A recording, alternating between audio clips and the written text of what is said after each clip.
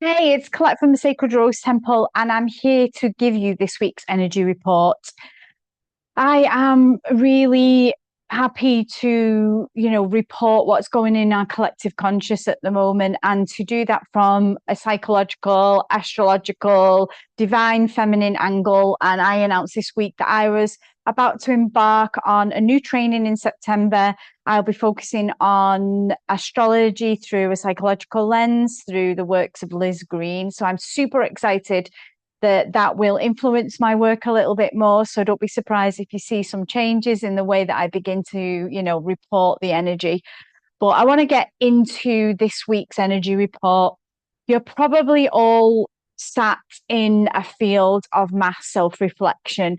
And this self-reflection is really necessary in the way that we need to move forward in our collective. We are currently undergoing a big psychological, spiritual, evolutionary transformation. And that has got to contain some suffering. It's got to contain some hardship. It's got to contain for us the feeling that we're not in control because something greater than we are is in control. Although how we behave and conduct ourselves uh, collaborates to what we see in the world. As you know, I've shared that over the weeks. And we've got lots of intense energies that obviously there's lots of planets in retrograde, and that really impacts us in the way that we begin to self-reflect. We look back on things from the past. We sit and think about past relationships, our childhood, our upbringing.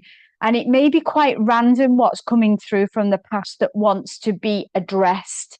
I've had a pretty deep week thinking about some intra-relational uh, meetings that I've had recently and just been really quite triggered by my response to them in some spaces where I didn't speak up. And that's working with my feminine self, who again, rather than always feel like I'm always causing a problem or speaking out, I just decided to let it ride with somebody. And I really, really am trying to correct that in myself, like going over the conversation, thinking about what I should have said, and in hindsight, where I was wrong actually in just allowing that conversation. So yeah, you're going to be like kind of like rooting over some things that you're going to look at how your behavior was, and whether that was good for you, or whether you actually spoke out, or that you are in old patterns. So you can't ignore those. You have to, if they're coming up for a reason, you're thinking about them for a reason. And basically these wounds of ours are throwing up all these scenarios, they're throwing up all these past things, all these past conversations, these interactions with people, because we simply can't ignore them if we're going to go forward in and change our behavior. So we can no longer begin to project, or that person did that. I mean, they may have. I mean, I was thinking about how this person particularly spoke to me and what they projected on me, but it wasn't really about that. It was about me and my behavior, and where I allowed that, where I didn't speak up, where I just kind of wanted to think, oh, this is just not worth it, just in my behaviors. So I think what we will see is, if we see any projecting outwards, then it gives us misses us an opportunity to work on the inner world. So be careful of projecting. Notice who you're blaming rather than dealing with your own participation in the blame. I think that's really, really important. We can spiritually bypass anything. We can say, oh, well, it's their karma, or, well, it was an energy, or it was whatever. Wherever we're bypassing our own space, like, why am I ill?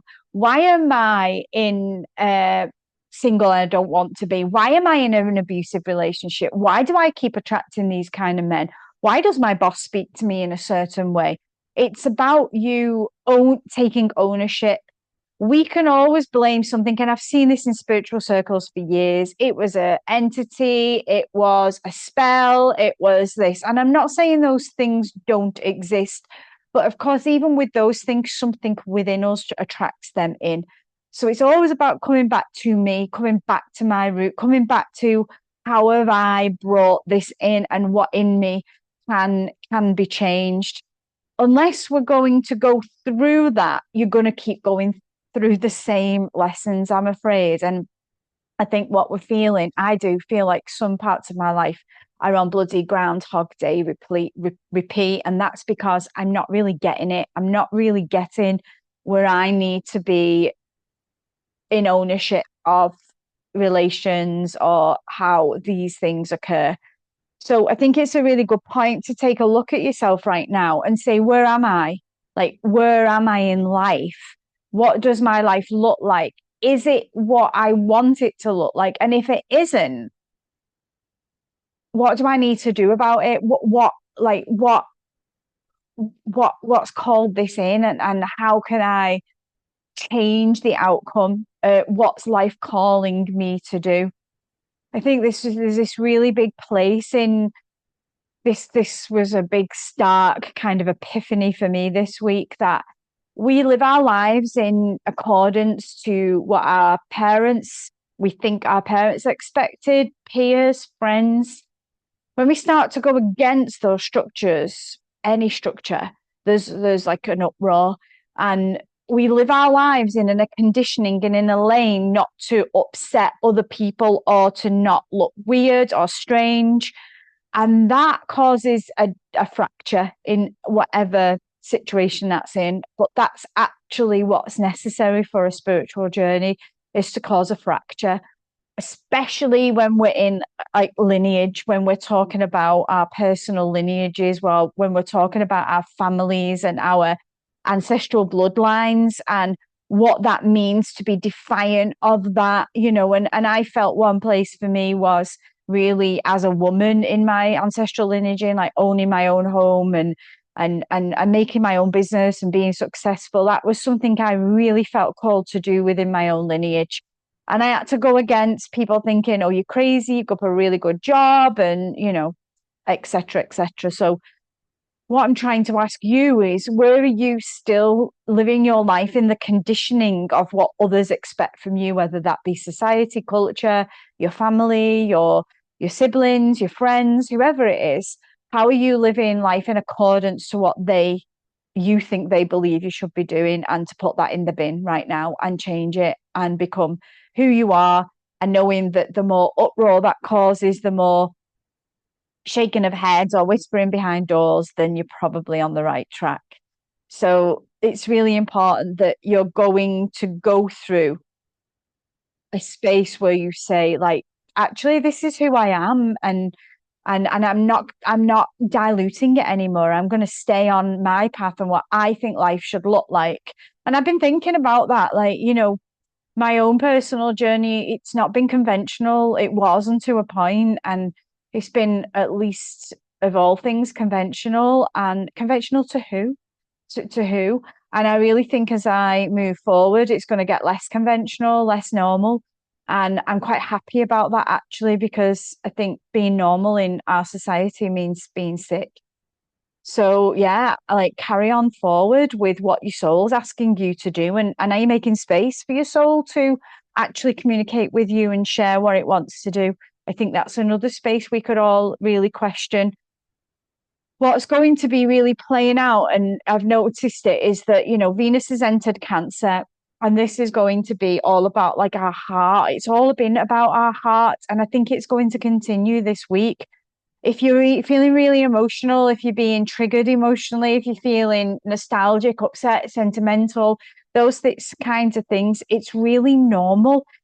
And we're being asked to drop into our heart. If you look outside in that world, you will see it's not very heart-led at all.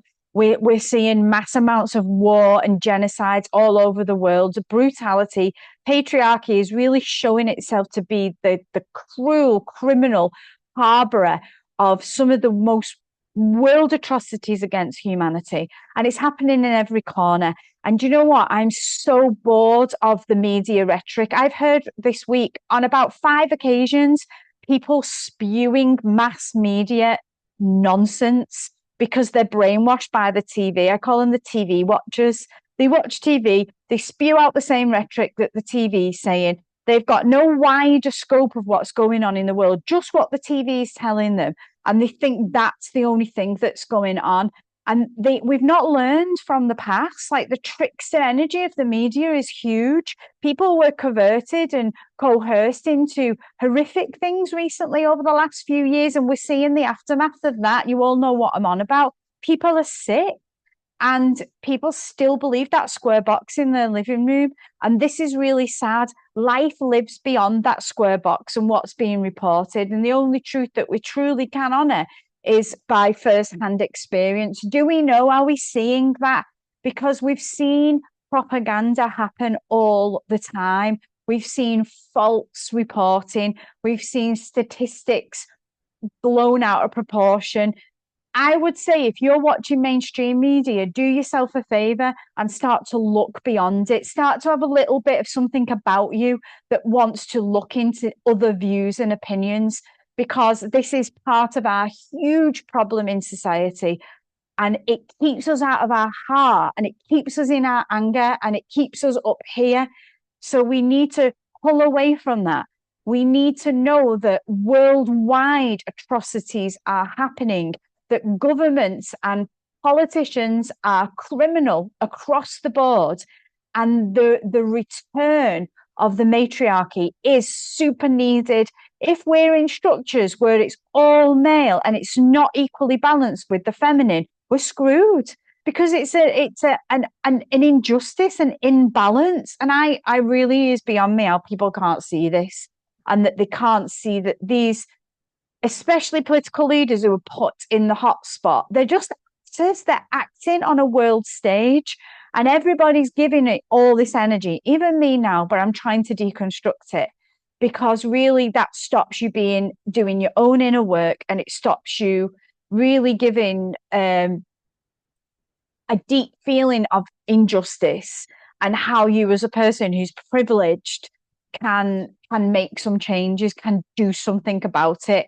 We're going through a period of mass genocide, and I'm not just talking about the place that everybody knows. It's brutal and it's heartbreaking, but this is happening worldwide. And what are we doing about it?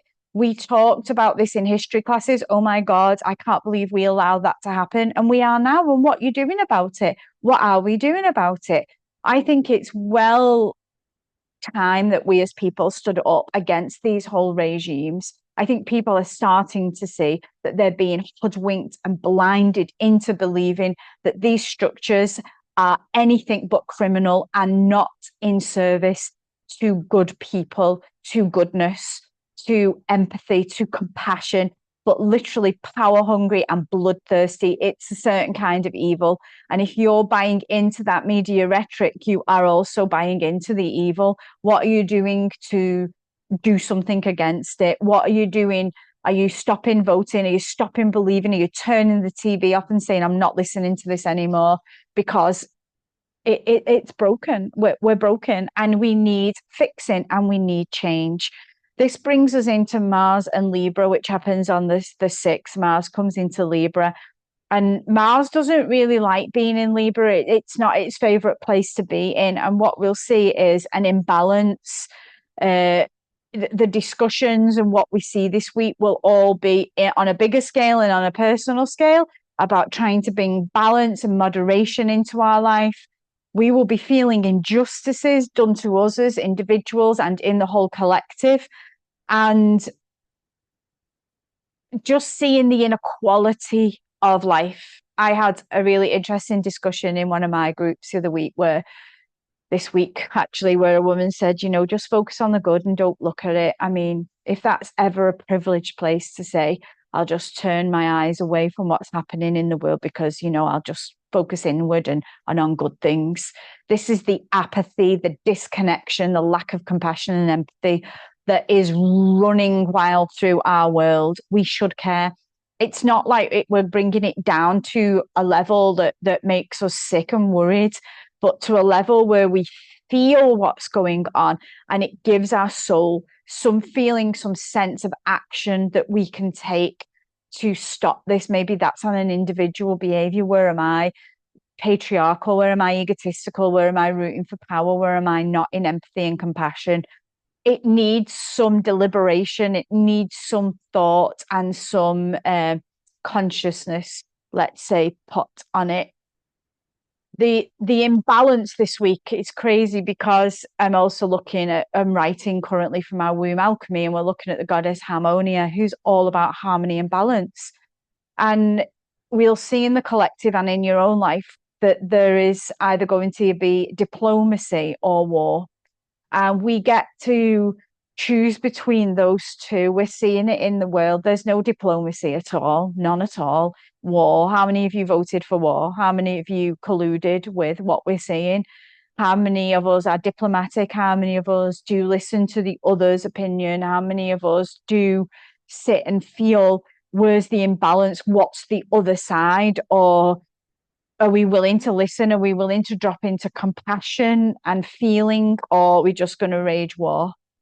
That's the thing. It really is starting to feel within our own psyche where we're in war rather than in diplomacy or seeking justice or balance or moderation. So it's heavy. The retrograded planets are going to be heavy in our emotional landscape. We're going to be quite spiky, quite sensitive. Have zero tolerance about certain behavior. I certainly felt that this week. I thought, I've just got zero tolerance for people who want to turn a blind eye to the world or to people who are spewing mainstream narrative. I just have zero tolerance for it. And that's going to get stronger this week where you're just really feeling intolerant. And so check yourself out there, just feeling where the zero tolerance for me wasn't really diplomatic. I could have just been a little bit more diplomatic rather than wage a personal war. So, yeah, feeling our own behaviors in that. The projection comes up again here. What are we projecting on another? What are we not taking ownership? What did that make me feel? Why does it make me feel that way? So, we're going to feel and see within this energy of diplomacy, in this energy of truth being revealed, in the energy of Mars being in Libra, just this space of truth. I had a conversation again yesterday with someone where I was talking about truths being revealed, same kind of stuff to do with like people in positions of power, gurus, teachers who are not in alignment, who say one thing and put on a mask or a persona, but really are behaving another way that they don't let people see because it would shatter the illusion of them. And that's going to be, again, more coming to the surface, hidden agendas, hidden behaviors. Was that person who was preaching and teaching really doing it for the good of humanity or because they were a complete narcissist and wanted to gain money and accolade from it? These are the things that are going to be seen. And I think we should do the shadow work. This is big for this week on our own selves. If we're involved in that guru, if we have, I mean, I have been, and I understand the depth of work I've had to do on myself to understand why that came into my life. And that's popped up again for me this week, just that name being mentioned and me feeling like almost in a humorous way how I was so naive, like so naive in that wrangling and the deep wounding in me with which caught me up in that situation that I have hopefully done a lot of work on, but still little pieces come up that I need to work on. So what's been the main theme of shadow work for you? What's the biggest shadow you've been working on in your psyche? What behavior really needs to change in you? What has it manifested? And, that for me with that whole scene was predatory masculine. And there's been remnants of that coming through since then that I've been having to work with and really trying to work with my own inner animus to integrate the anima much deeper in bring harmony and equilibrium back to the Mars in Libra. So yeah, it's big. And that shadow work is going to deeply root into your relationships, family, lovers, friends, work colleagues, whoever, and just bringing up old hurt. So if you've been a little bit weepy or a little bit reminiscing, it really isn't about that person, that situation, rather the wounds that it touched and the remnants that might be still be there. What core wounds are they touching? Where can you do some work still in that area? Because remember, this is ongoing, our whole life is about those of us that are on the spiritual journey, about revisiting spaces of like the inner child, of the father wounding or the mother wounding or wounding with the masculine. We always come back to touch those bases over and over again. So it's really rather being humble and knowing that you've not healed anything, that you're healing those things over and over and over and over again. And for me now, I'm in much more of a humble place than I used to be. There's times we've all felt we've healed something really deeply, and then here we go again. It's just about making it conscious. So, what is going on for you, and what do you need to make conscious? And if it's a repeated, don't be off by that. Don't be ashamed by that. Just know that you're being asked to touch that space again because it's asking you to go yet again deeper. So there's much work for us to do, isn't there always? But that's the beauty of this astrology and our collective, is that we're like this big human experiment, and we're trying to integrate, become better, become lighter beings, become more kind and caring and loving and compassionate, and create a better world. And if you're not doing it, if I'm not doing it, then who is? Things stay the same. So change is calling always, and it's up to us whether we answer that and what we're actually doing with it. So I'm wishing you a really great week.